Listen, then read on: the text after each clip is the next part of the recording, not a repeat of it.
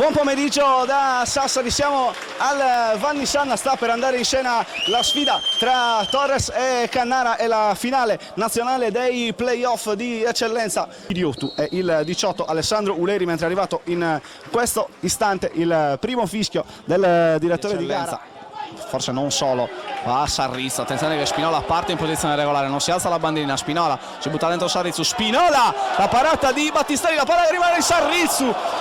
palla sulla permanenza dello 0-0 a sponda di Diouf, partito in posizione regolare Sarrizzo, 1 contro 1 con Battistelli, Sarrizzo con la punta, perde forse il passo e il tempo per la conclusione, altra uscita provvidenziale di Battistelli. I traguardi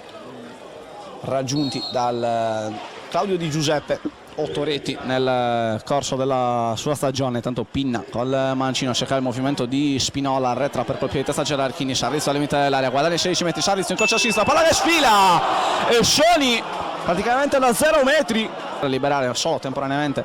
il Cannara dalla pressione rossoblu. Mannoni, la palla bella col sinistro a cercare Spinola, ma si alza la bandierina dell'assistente posizione Alessio Gerarchini. Arrivano ora i due fischi del direttore di gara Giovanni Agostoni della sezione di Milano, che decretano la fine del primo tempo al Vannissanna, 0-0 tra Torres e Cannara.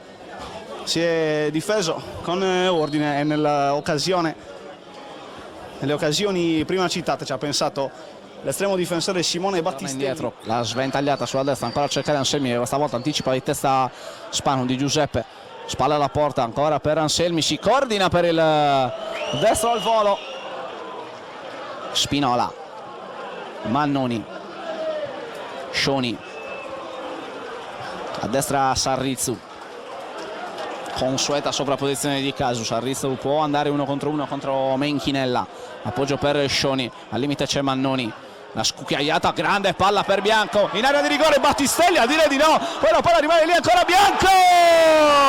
ha segnato la Torres, ha segnato Francesco Bianco, 60° minuto al Vannissanna. Torres 1, Cannara 0, ha segnato il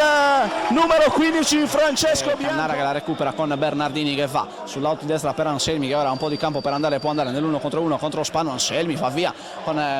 un buon passo, palla all'indietro per Di Giuseppe, la conclusione è respinta da Pinna in qualche maniera, e poi Merenda libera la propria area piccola mettendo palla in corner, ripartenza del Cannara affidata alla grande gamba di Nicola Semi.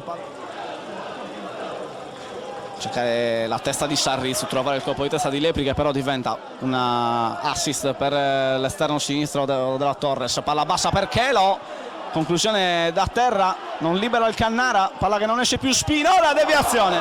calcio d'angolo per la Torres, altro brivido per il Cannara.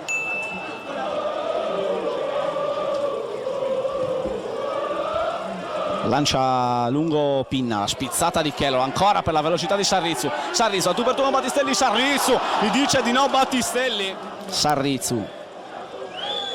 si allarga a caso, si è buttato dentro Scioni, una linea di passaggio Sarrizzo, allora torna esausto da Minutalo, Mannoni, Spanu prova il tiro a posizione proibitiva,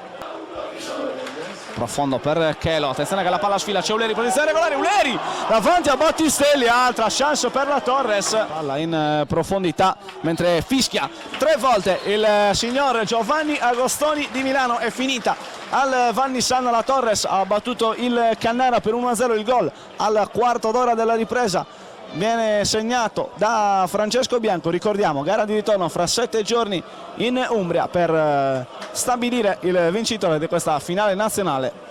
dei playoff del campionato di eccellenza.